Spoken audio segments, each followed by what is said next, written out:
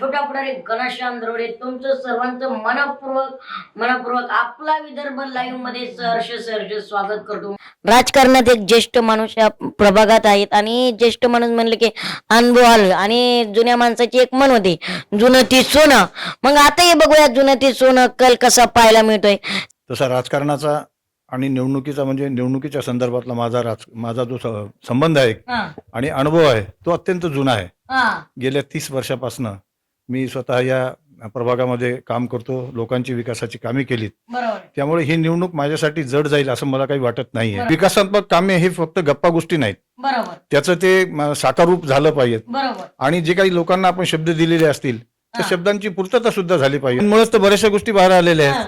आतापर्यंत सगळ्या गोष्टी ऑफलाईन होत्या, आता ऑनलाईन आहेत। ऑनलाईन मुळे बरेचसे भ्रष्टाचार सुद्धा बाहेर आलेले आहेत आणि भ्रष्टाचार ज्या लोकांचे बाहेर आलेले आहेत त्यावर तशा पद्धतीनं काम सुद्धा सरकारनं केलेलं आहे।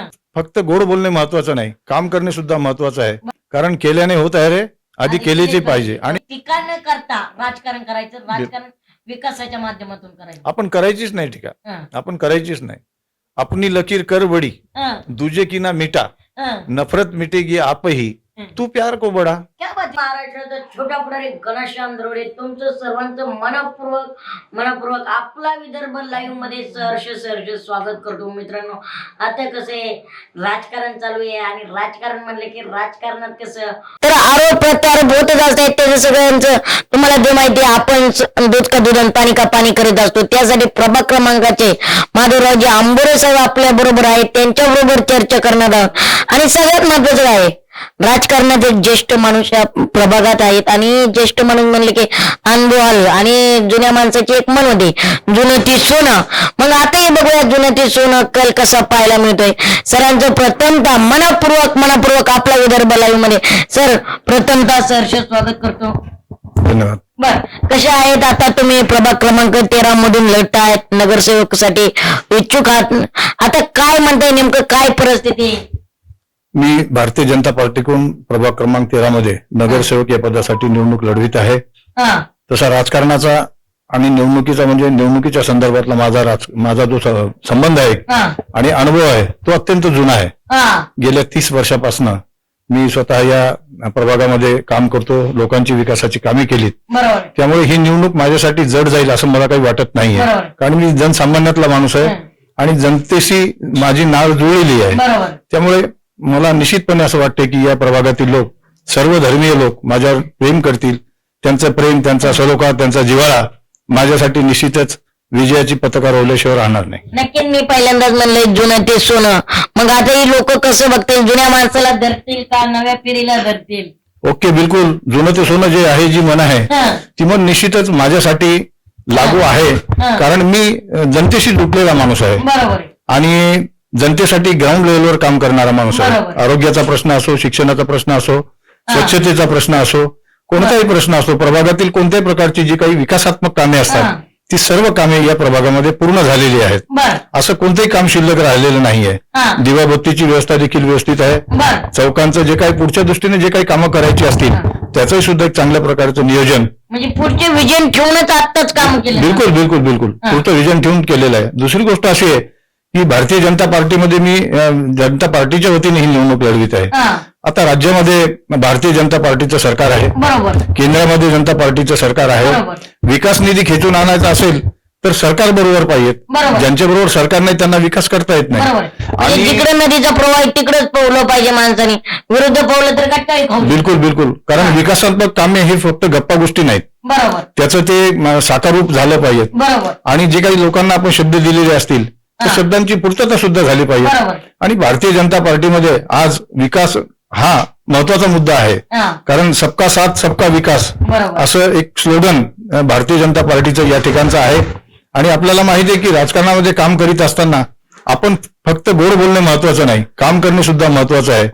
काम अत्यंत महत्वाचं असते आणि विकास कामांसाठीच मी स्वतः एक ज्येष्ठ पत्रकार असल्यामुळे माझं स्वतःच म्हणजे आधीपासूनच अन्यायाविरुद्ध लढा देण्याची प्रक्रिया जीवनामध्ये आहे। म्हणजे तुम्ही आधी पत्रकार आहेत, पत्रकाराचा अनुभव आहे आणि तुम्ही राईट एक मन वापरले की नुसतं बोलून कामं होत नाही किंवा गोड बोलून कामं होत नाही, तर ते प्रत्यक्षात करावे सुद्धा लागतात। ओके, बरोबर आहे। कोणती कामं करायची असेल. मग काय वाटतंय बरं, आधीच्या राजकारण्यांनी जे होते त्यांनी गोड बोलून कामं केलेत का? नाही. नुसतं आश्वासन. नाही, आश्वासनाच्या झुल्यावर झुलवलं त्या लोकांनी, बऱ्याच लोकांनी, त्यामुळे तो थोडे बाजूलाच आहेत. आजही जनता त्यांच्या सोबत नाही आहे. जनता आमच्या सोबत आहे, भारतीय जनता पार्टी सोबत आहे. आपल्याला माहिती आहे की भारतीय जनता पार्टीने लाडक्या बहिणींचं सुद्धा काम केलेलं आहे. आज म्हणजे 50% लाडक्या बहिणी पगार घेत आहेत सरकारची. सरकार त्यांना मदत करत आहे, पगार देत आहे. पगार म्हणजे त्यांना योग्य ती मदत करत आहे. बरोबर. आणि दुसरी गोष्ट अशी आहे की लोकांच्या विकासात्मक बाबीच्या संदर्भात सांगतो की या विभागातील जे काही घरकुलाची कामे असतील, घरकुलाची कामे सुद्धा चांगल्या पद्धतीने होत आहेत. आताच वाशिमला मुख्यमंत्री देवेंद्रजी फडणवीस येऊन गेले. त्यांनी असं सांगितलं की मोदीजींच्या स्वप्नातील भारत, पंतप्रधानाच्या, आणि त्यामुळे ही लाडकी बहीण जी आहे एक दिवस ही लखपती दिदी बनणार आहे. आणि ह्या काही लाडक्या बहिणीमुळे सर्वसामान्य जनतेला फायदा होतोय म्हणा. बिलकुल 100% होतो. आणि कोणतेही घरामध्ये जे निर्णय असतात माणसाबरोबर बाई घेते, आणि महिलांचे जे निर्णय असतात ते माणसावर सुद्धा बाध्य असतात, माणसं सुद्धा ऐकतात.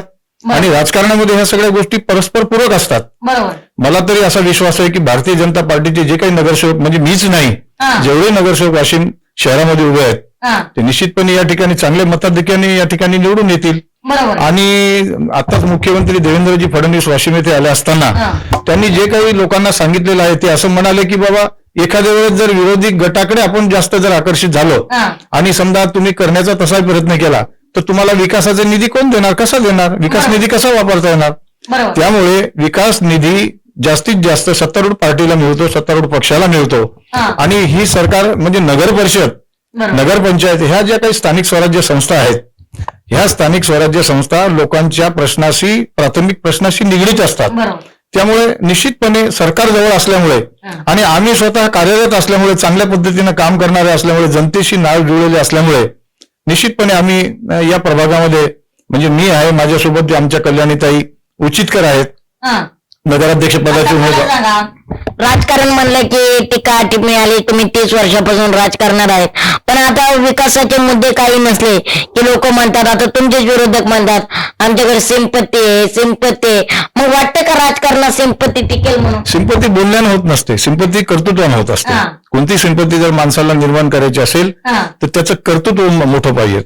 कारण केल्याने होत आहे रे, आधी केलीचे पाहिजे. आणि मी त्या पद्धतीनं जीवन जगणारा माणूस आहे, त्या पद्धतीने करणारा माणूस आहे.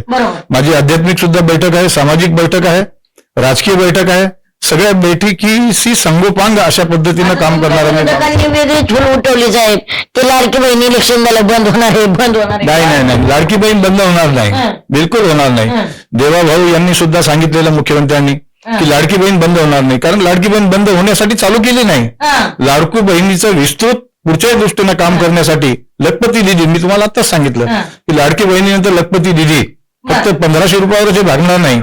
उद्या दिदींना एक लखपती बहीण म्हणून सुद्धा पंतप्रधान नरेंद्रजी मोदी पाहणार आहेत. आणि हे लाडकी, आताची जी लाडकी बहीण ही जी योजना आहे सर्व जातीसाठी आहे. याच्यामध्ये हिंदू आहेत, त्याच्यामध्ये मुसलमान आहेत, त्याच्यामध्ये ख्रिश्चन आहेत, त्याच्यामध्ये शीख आहेत, ईसाई आहेत, जैन आहेत, पारसी आहेत, सर्व जाती धर्माचे लोक आहेत. पण असं म्हटलं का सरकारने की बा लाडकी बहीण याच लोकांकरता आहे, याच जाती करता आहे? त्यामुळे काही प्रश्नच नाहीये, सगळ्यांसाठी लाडकी बहीण आहे. बरोबर. पण आता बघा, तुम्ही मतदारसंघात जाताय, फिरताय, काय अनुभव येतोय, काय म्हणताय जनता? जनता भारतीय जनता पार्टीच्या विकासात्मक कामावर खुश आहे. कारण अत्यंत चांगल्या पद्धतीने विकास करण्याचा एक दृष्टिकोन, एक विजन भारतीय जनता पार्टीच्या समक्ष आहे. त्यामुळे जनता निश्चितपणे आम्हाला यावेळी चांगल्या प्रकारचं मताधिक्य देईल. शहरामध्ये, वाशिम मत्स्यगुल्म शहरामध्ये एक चांगल्या प्रकारचं नेटवर्क भारतीय जनता पार्टीचं या ठिकाणी निर्माण झालेलं आहे. जनता म्हणते आम्हाला भारतीय जनता पार्टी चालते, भारतीय जनता पार्टीचे उमेदवार चालतात, आणि लोक आमच्याशी हसून खेळून बोलतात. खेळीमेळीच्या वातावरणात ही निवडणूक आम्ही लढवत आहोत. प्रतिस्पर्धी आमच्या समोर कोण आहे याकडे आमचं काही लक्ष नाहीये, आम्हाला लक्ष देण्याची गरज नाहीये. जनता सोबत आहे, प्रतिस्पर्ध्याला काय पाहायचं कोणाला? बरोबर आहे. म्हणजे प्रतिस्पर्धी तुमच्यासाठी महत्वाचं नाही? बिलकुल नाहीये, बिलकुल नाहीये, बिलकुल नाहीये. बरोबर. आम्ही जनतेसमक्ष, जनता आम्हाला जे काही मदत करणार आहे ती जनता करणार आहे. आणि आमच्या प्रभागामध्ये फिरणारी जी काही मंडळी आमच्या सोबत ही बाहेरची नाहीये, ही आमचीच मंडळी आहे, आमच्याच प्रभागातली मंडळी आहे. आता तुम्ही नगरसेवकासाठी निवडणूक लढवतायत, बरोबर. बरं, तुम्ही आता काय विजन सांगतायत? एक आश्वासन, अहवाल असतो जनतेसमोर मांडायचा असतो की 5 वर्षासाठी मला संधी दिली तर मी कामं करेल, ते कामं करेल. तुम्ही काय आश्वासन देताय? आगामी 5 वर्षासाठी प्रभाग क्रमांक 13 तील लोकांनी मला पुन्हा नगरसेवक या ठिकाणी निवडून दिलं नगरसेवक पदासाठी, तर मी इथली जे काही प्रश्न असतील, म्हणजे प्रश्न तर या भागातले जास्त निगडीत अशा म्हणजे विकासात्मक दृष्टीशी निगडीत जे आहेत, त्यामध्ये विशेषतः पिण्याच्या पाण्याचा प्रश्न. एक बुर्जी जलाशय योजनेमधून दर 10 दिवसाला पाणी मिळते. आम्ही निश्चितपणे पहिल्याच मीटिंगमध्ये दर 10 दिवसाला पाणी न देता किमान 10 दिवसातून 2 ते 3 वेळा पाण्याचं नियोजन कसं करता येईल याकडे नगरसेवक या नात्याने मी निवडून आल्यानंतर प्रकर्षाने लक्ष देणार आहे. या ठिकाणच्या आरोग्याचा जो प्रश्न असेल, आरोग्याच्या प्रश्नाची निगडीत ज्या काही योजना आहेत सरकारच्या, त्या सर्वसामान्य जनतेपर्यंत मी पोहोचण्याचा प्रयत्न करणार आहे. शिक्षणाच्या संदर्भात पालिकेच्या ज्या काही शाळा आहेत त्यांची जी काही त्याला आम्ही म्हणतो पटसंख्या रोडावलेली आहे, तर ती पटसंख्या पुन्हा वाढली पाहिजे. कारण आम्ही पालिकेच्या शाळेमध्ये शिकलो, जुने जे लोक जिल्हा परिषद नगरपालिकेच्या शाळेत शिकले, आज अत्यंत मोठमोठ्या शाळा निर्माण झालेल्या आहेत इंग्लिश मिडियमच्या. तर आम्ही पालिकेच्या शाळेमध्येच कसं संख्याबळ वाढवता येईल, म्हणजे आमच्या प्रभागामधलं त्या दृष्टीनं पटसंख्यांचं ते करू, चांगल्या प्रकारचं शिक्षण सुद्धा देऊ, दर्जेदार शिक्षण पालिकेच्या शाळेतून कसं मिळेल याकडे प्रकर्षाने आम्ही लक्ष देण्याचा प्रयत्न करू. कोणत्याही प्रकारची लाडकी बहिणीची योजना बंद होणार नाही आणि बंद होऊच शकत नाही, कारण स्वतः मुख्यमंत्र्याचं नव्हे तर पंतप्रधानाचं सुद्धा याकडे आश्वासन देण्यात आलेलं शब्द दिलेला आहे आणि त्यांचा शब्द म्हणजे फत्तर की लकीर जी, म्हणजे बोलणे म्हणजे बोलणे, बोलणे म्हणजे बोलणे. बरोबर आहे, बरोबर. मला एक सांगा, आता तुम्ही ज्येष्ठ आहेत, राजकारणात फार ज्येष्ठ माणूस आहे, तुमच्या बघितलं तर एकंदरीत राजकारण बघितलं तर तुमच्यापासून सुरू होते एकाकडे बघितलं तर. आता मला सांगा, काही विरोधक अशी टीका करतात, मग आजचे दिन किंवा भ्रष्टाचार. खरंच आज ऑनलाईन मुळे सर्वसामान्य जनतेला त्रास होतोय का? पण ऑनलाईन मुळे खरंच नेत्यांचा भ्रष्टाचार बाहेर आलाय का? एकदम बरोबर आहे. ऑनलाईन मुळेच तर बऱ्याचशा गोष्टी बाहेर आलेल्या आहेत. आतापर्यंत सगळ्या गोष्टी ऑफलाईन होत्या, आता ऑनलाईन आहेत. ऑनलाईन मुळे बरेचसे भ्रष्टाचार सुद्धा बाहेर आलेले आहेत आणि भ्रष्टाचार ज्या लोकांचे बाहेर आलेले आहेत त्यावर तशा पद्धतीनं काम सुद्धा सरकारनं केलेलं आहे, त्या लोकांवर कारवाई सुद्धा झालेल्या आहेत. या ऑनलाईनचा सर्वसामान्य जनतेला त्रास नाही, नेत्यांना भीती का? नेत्यांना भीती आहे, नाही असतेच. आता नेत्यांना भीती वाटते, पण ऑनलाईनचा सर्वसामान्य जनतेला काही त्रास नाहीये, बिलकुल नाही. आणि सर्वसामान्य जनता ऑनलाईनवर खुश आहे. म्हणजे सरकारच्या ज्या योजना येत नव्हत्या त्या ऑनलाईन मुळे आता सर्वसामान्यांना सुद्धा डायरेक्ट झाल्या. एजंट काही राहिलेले नाही, मध्यस्थी जे एजंट होते ते एजंट बंद झालेले आहेत. बरोबर. या योजनेचे फायदे सर्वसामान्य जनतेसाठी मिळालेले आहेत. डायरेक्ट तिथून योजना जर आली तर डायरेक्ट सर्वसामान्यांना. बिलकुल निश्चित. पहिलं कसं एजंट होतं म्हणायचं. हा, पहिले आपल्याला माहिती नाही कोणत्या गोष्टी करायच्या असल्या कोणतरी मध्यस्थी लागायचं किंवा लोक तशा पद्धतीने व्हिवसना आखायचे. आज ती पद्धत बंद झालेली आहे. विशेषतः सरकार सध्या भारतीय जनता पार्टीचं असल्यामुळे त्याला म्हणतो आपल्या भारतीय जनता पार्टी आहे, त्यानंतर अजितदादांचा पक्ष आहे, त्यानंतर आपले एकनाथ शिंदे साहेबांची सेना आहे. हे तिन्ही एकत्रित असल्यामुळे त्या पद्धतीने चांगल्या प्रकारचं काम करतात. पण एकंदरीत हे बघा, आता म्हणतात हे भ्रष्टाचार, पण खरंच वाटतं का कुठेतरी नेमकं भ्रष्टाचारवाल्यांनाच भीती वाटते? नाही, कसं असते, जे स्वतः भ्रष्टाचारी असतात त्यांना भ्रष्टाचार दिसतो. म्हणजे जशी असेल दृष्टी तशी दिसेल सृष्टी. बरोबर. ज्याची नजर जशी असते त्याला तसं जग दिसते.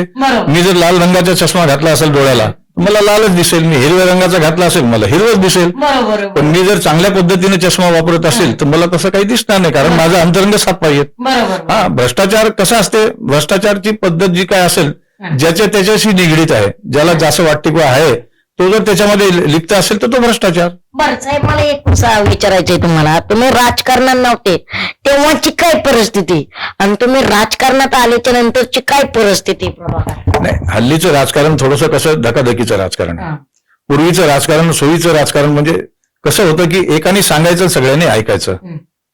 जे करी राव, जे करी गाव ते न करी राव, म्हणजे गावाने निर्णय घ्यायचे अशा पद्धतीचं राजकारण होतं. जुनं जे राजकारण होतं विश्वासाचं राजकारण होतं. आपल्याला माहिती आहे, एका माणसाने निरोप दिला की तसं त्या पद्धतीने काम व्हायचं. थोडंसं राजकारणाची परिस्थिती बदललेली आहे, परंतु राजकारण खराब नाहीये. अरे, जनतेची सेवा करण्याची फार मोठी संधी आहे राजकारणातून. हा, तुम्ही स्वतः जनतेची चांगल्या प्रकारची सेवा करू शकता. तुमचा कॉन्टॅक्ट प्रशासनाशी किती आहे, अधिकारी वर्गाशी किती आहे, तुमचं शासनाशी कसे संबंध आहेत, त्यावर तुम्ही तुमच्या भागातला प्रभागाचा असो, तुमच्या सर्कलचा असो, तुमच्या मतदारसंघाचा असो, चांगल्या प्रकारचा विकास करू शकता. राजकारण मला तरी असं वाटतंय की खराब नाहीये. खराब नाही. नाही नाही, बिलकुल पण मला नाही. एक सांगा, आता तुम्ही उमेदवार तर आहेच, पण उमेदवारीच्या बाजूचा प्रश्न सोडून आपण एक प्रश्न विचारूया. तुम्ही बोलता बोलता म्हणले फडणवीस साहेब इकडे येऊन गेले. वाटते का याच्या आधीचे कधीचे मुख्यमंत्री इकडे आलते, बघितलाय मतदारसंघ, पाणी केले, काय कमी काय जास्त आहे? यापूर्वी मुख्यमंत्री जे काही इतरही काही पक्षाचे होते हा, ते गेल्या जवळपास 10 वर्षाच्या आधी या भागात येऊन गेले. 10 वर्षाचे. 10 वर्षाच्या आधी. परंतु आता पूरग्रस्त झाले शेतकरी. नाही, या ठिकाणी ज्या काही जिल्ह्याच्या सुद्धा ज्या काही समस्या होत्या, हा, म्हणजे जे काही पूर जिल्ह्यामध्ये आलेले होते, हा, त्या पुरावर सुद्धा चांगल्या प्रकारचा निधी त्या पुरानंतर शेतकऱ्यांना देण्यात आलेला आहे. हा. आलं का लक्षात? कोणत्याही प्रकारचा निधी जो काही शेतकऱ्याचे असते. मुख्यमंत्री साहेब तातडीने आले म्हणायचे डायरेक्ट. नाही, मुख्यमंत्री आता या निवडणुकीच्या निमित्ताने या ठिकाणी आले, पण हा. तत्पूर्वी त्यांनी या ठिकाणी पालकमंत्र्यांना पाठवलं, बरोबर त्यांच्या मंत्र्यांना पाठवलं, या ठिकाणचा मागोवा घेतला, बरोबर. या ठिकाणची काय परिस्थिती ती घेतली, शेतकऱ्यांची परिस्थिती, शेतमजुरांची परिस्थिती, बरोबर. शहरातील लोकांची परिस्थिती त्यांनी जाणून घेतली बरोबर. आणि तशा प्रकारचा जो काही योग्य तो निधी असतो हा. तो सुद्धा वितरित करण्यात आला. हम्म. कोट्यवधी रुपये वाशिम जिल्ह्यासाठी पाठवले सरकारने बरोबर. आणि त्याचा विनियोग सुद्धा चांगल्या पद्धतीने झाला. बरोबर. त्यामध्ये कुठेही काही हलगर्जीपणा झालेला नाही असं मला वाटतं. बरोबर. म्हणजे 10 वर्षापूर्वी मुख्यमंत्री आले, त्याच्या मुख्यमंत्री आले नव्हते, डायरेक्ट देवा भाऊ आले म्हणायचे. बिलकुल. हा. सगळीकडे आता देवाभाऊंचंच नाव आहे. हा. इथे आले होते काही वर्षापूर्वी मुख्यमंत्री, बरोबर. त्यानंतर मुख्यमंत्री कधीच नाही आले, पण आज देवाभाऊच आहे सगळीकडे. बरोबर आहे. बरोबर. आणि देवाभाऊ या नावातच काही हा. विशेष आहे. बरोबर. आलं का लक्षात? हा. पण आता मला सांगा, आता तुम्ही राईट गॉगलचं उदाहरण दिलेलं आहे, ज्याला काळा चष्मा घालणार त्याला काळे दिसतंय, ज्याला लाल चष्मा घालतो तो लाल दिसतो. पण हे म्हणतात युएम मॅनेजे बॅलेट पेपरवर निवडणूक आहे. खरंच वाटतं का? म्हणजे महाविकास आघाडीचे नेते जर निवडून आले तर म्हणतात युएम मॅनेज नाही, त्यांचे नेते पडले तर म्हणतात युएम मॅनेज आहे. म्हणजे नेमकं नेत्यांचा संभ्रम आहे का? बिलकुल आहे संभ्रम. कारण ज्यांच्या डोक्यामध्ये जी गोष्ट असते ती त्यांना दिसते. हा. बॅलेट पेपरवर मतदान काही घेण्याची काही गरज नाही ना. हा. ज्या ठिकाणी मतदान झालं, म्हणजे लोक ऑनलाईन करत चालले तर हे म्हणते आता तुम्ही बघा बिहारचं इलेक्शन झालं, हा. काय परिस्थिती झाली तिथे, बरोबर. काय परिस्थिती, इतर पक्षांची काय परिस्थिती झाली, हा.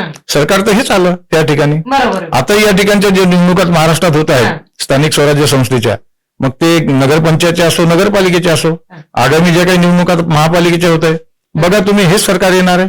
हे सरकार आहे. हा, बॅलेट पेपरची काही असं काही गरज नाही वाटत मला. काय वाटत नाही. काय कारण आहे? काहीच कशाला कारण नाही. पाहिजे? कशाला हा, पाहिजे? वेळ- आणि जे लोक बॅलेट पेपरवर घ्या म्हणतात हा. त्या ठिकाणी असा प्रयोग 1-2 ठिकाणी झाला खेड्यामध्ये ग्रामपंचायतच्या निवडणुकीत, हा. तिथे सुद्धा भारतीय जनता पार्टीच निवडून आली. बरोबर. हा. बरोबर.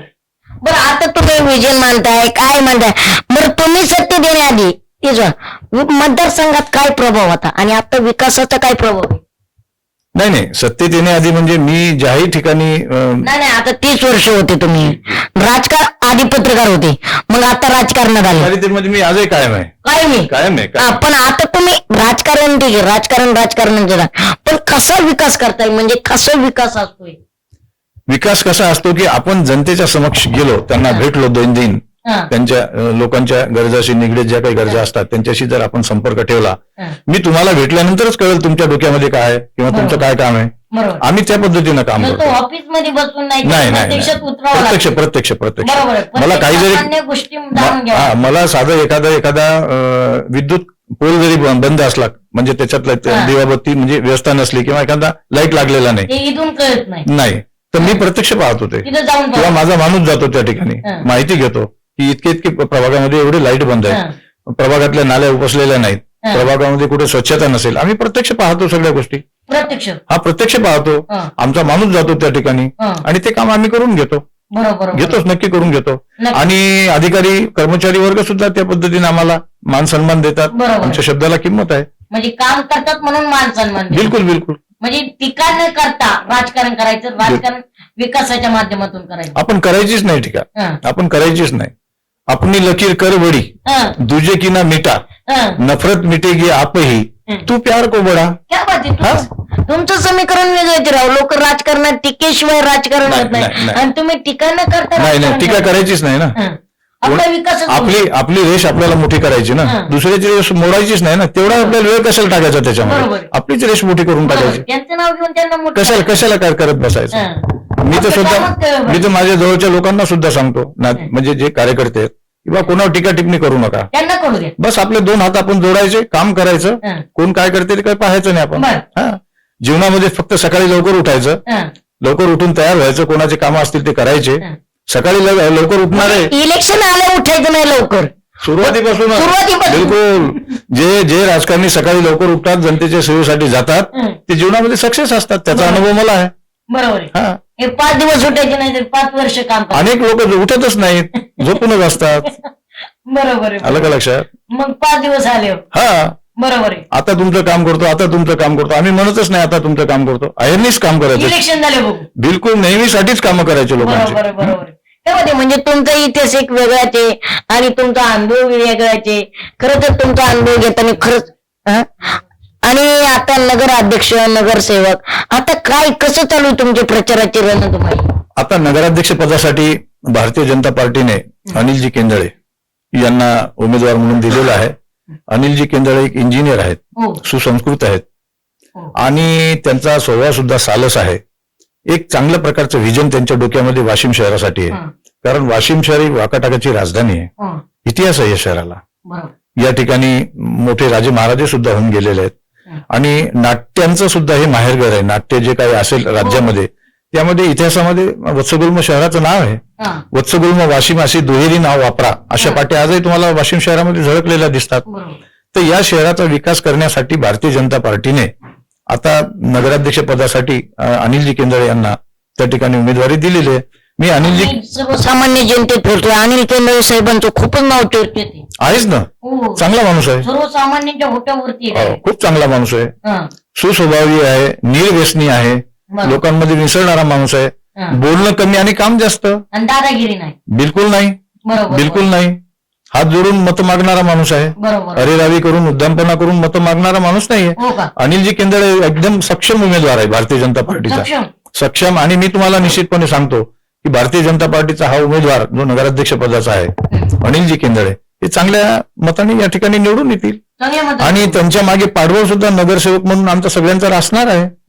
आणि दर नगरसेवक, नगराध्यक्ष सगळे निवडून येतात, विकासाचा निधी जाईल कुठं? म्हणजे आता बीजेपीचा पहिलाच बाल किल्ल्यात पहिल्यांदाच बीजेपीचा झेंडा रावला जाईल का? बिलकुल, 100%. कारण इतिहासात पहिल्यांदा निवडणुकीत इकडे लक्ष स्वतः बीजेपी स्वबळावर आता लढत आहे.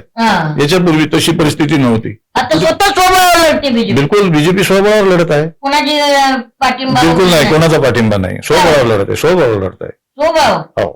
विश्वास वाटतो का एवढे? नक्की विश्वास. क्या बात आहे, नक्की विश्वास तर दिलाय साहेबांनी. आणि सगळ्यात महत्वाचं, इतिहासात पहिल्यांदा इथली निवडणुका रणधुमाळी मारणार आहे, आघाडी होणार आहे. कारण इथली निवडणूकच इंटरेस्टिंग होणार आहे. कारण सगळ्यांनाच वाटते आता यो बाल किल्ला कुणाच्या ताब्यात, हा बाल किल्ला कुणाच्या ताब्यात. आता बीजेपीने सुद्धा फटकारा टाकलाय, सगळे मैदानात उतरलेत. आता बघूया नेमकं सर्वसामान्य जनता इथला बाल किल्ला कुणाच्या ताब्यात देते. आपला विदर्भ लाईव्ह वरती मनपूर्वक तुमचा आभार मानतो आणि आपला विदर्भ लाईव्ह पाहत राहा.